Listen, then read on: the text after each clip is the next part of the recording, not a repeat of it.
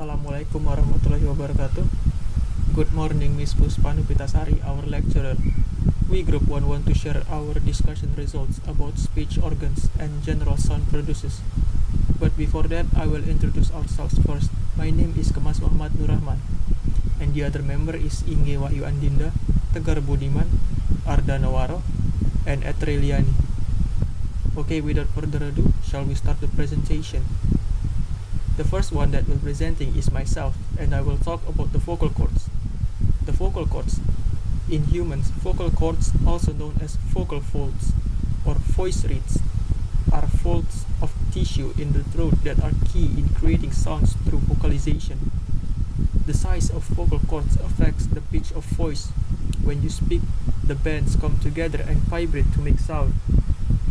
The air released by the lungs comes up through the windpipe and arrives first at the larynx. The larynx contains two small bands of elastic tissue which can be thought of as two flat strips of rubber lying opposite each other across the air passage. These are the vocal cords. The vocal cords take two basic positions. The inner edges of the vocal cords can be moved towards each other so that they meet and completely cover the top of windpipe, or they can be drawn apart so that there is a gap within them, known as the glottis, through which the air can pass freely. Sounds produced in this way are described as voiceless. The second one is when the vocal cords are brought together tightly, no air can pass through them, and if the lungs are pushing air from below, this air is compressed. In example, creating a vibration effect. Sounds produced in this way are described as voiced sound. The distinction can be felt physically if you place a fingertip gently on the top of your Adam's apple. In example, the part of your larynx can feel in your neck below your chin, then produce sounds such as Z or V. Because these are voiced sounds, you should be able to feel some vibration. Keeping your fingertip in the same position, now make the sounds S or F. Because these are voiceless sounds, there should be no vibration. I think that's all from me. The next one that we're presenting is Inge Wahyu Andinda. Assalamualaikum warahmatullahi wabarakatuh. Hello everyone, my name is Inge Wahyu Andinda, and I'll be continuing my group's discussion about speech organs and general sound producers. I'll tell you about articulation. In phonetics, a configurations of the vocal tract such as the larynx and the pharyngeal, oral and nasal cavities, resulting from the positioning of the mobile organs of the vocal tract. In example, tongue, relative to other parts of the vocal tract that may be rigid. This configuration modifies an air stream to produce the sounds of speech.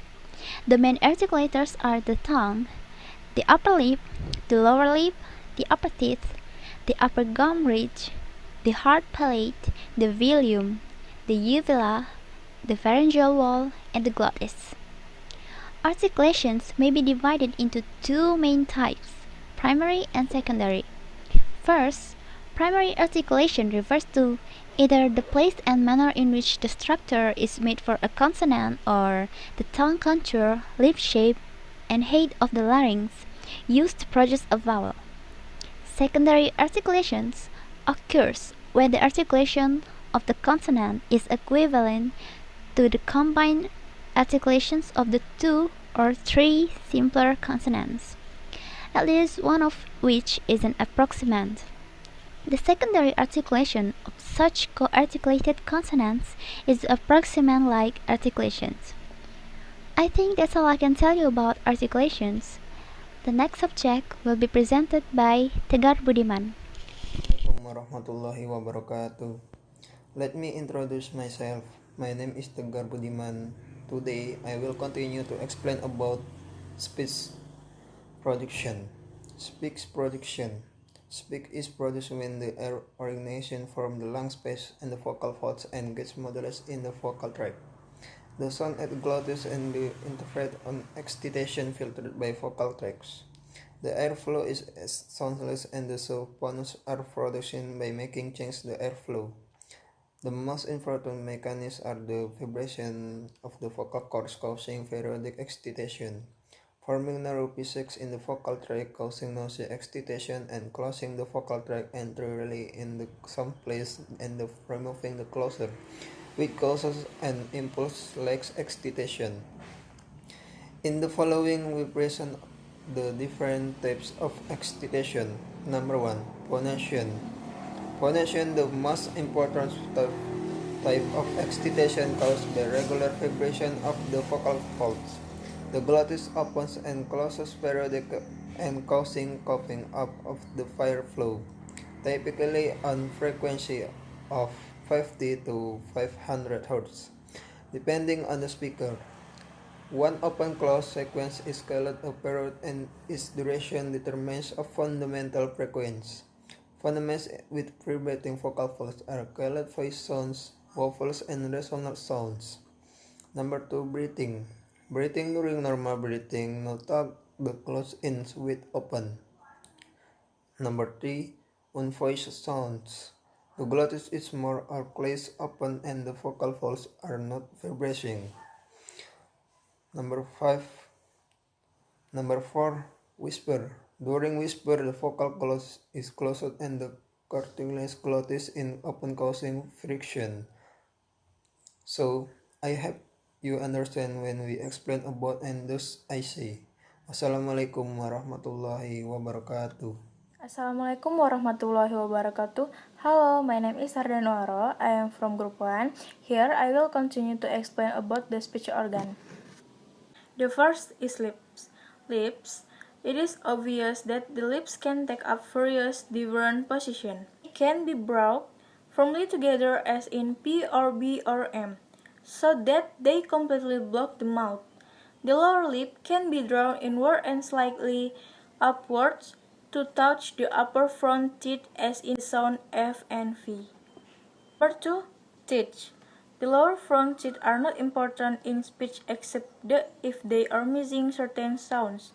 E, G, S, and Z will be difficult to make, but the upper front are used in English to some extent, such as mention tin, thing, and mention then, this, the. Number 3. Tongue. The tongue is the most important of the organs of speech because it has the great variety of movement. The back of the tongue lies under the soft palate when the tongue is at rest. The front lies under the hard palate. The tip and the blade lie under the alveolar ridge, the tip being the most forward and the blade between the tip and the front, such as the sound eh. For alveolar ridge, alveolar sounds are produced through teeth from part of the tongue placed on alveolar ridge.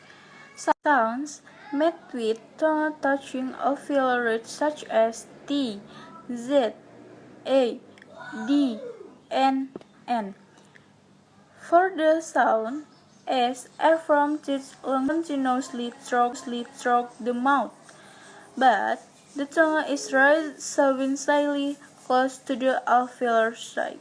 Well, maybe that's all I can say. The next explanation will be delivered by my friend. Thank you. Assalamualaikum warahmatullahi wabarakatuh. Let me introduce myself. My name is Etri Liani. You can call me Etri, and I'm from Group 1. Today, I will continue to explain about speech organs and how they produce sounds.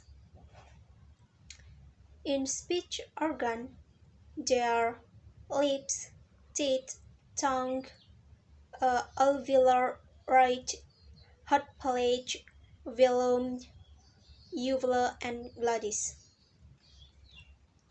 Which are lips, teeth, tongue, alveolar ridge have been explained by Sister Arda, and I will continue to explain heart, palate, velum, uvula, and glottis. Heart palate is like the alveolar ridge. The tongue touch and taps the palate when articulating speech such as j. Velum. The production of velar sounds is done by plating the back of the tongue against the velum such as k and g. Uvula. The uvula is used to make guttural sounds. It helps to make nasal consonants by stopping air from moving through the nose. And the last is glottis. As the vocal folds vibrate, the resulting vibration produces a buzzing quality to the speech. Sound production involving only the glottis is called glottal. So, what we have learned from this topic are the first, vocal cords. In vocal cords, there are two types, which are voiceless and voiced. And the second is articulation, which articulation that divided into primary and secondary. And the third is speech production. Speech production tells the position of vocal folds in different phonation types from left to right. And the last is speech organs. In speech organs, there are lips, teeth, tongue, alveolar ridge, heart palate, velum, uvula, and glottis. So, I hope you understand what we explained about, and thus I say wassalamualaikum warahmatullahi wabarakatuh.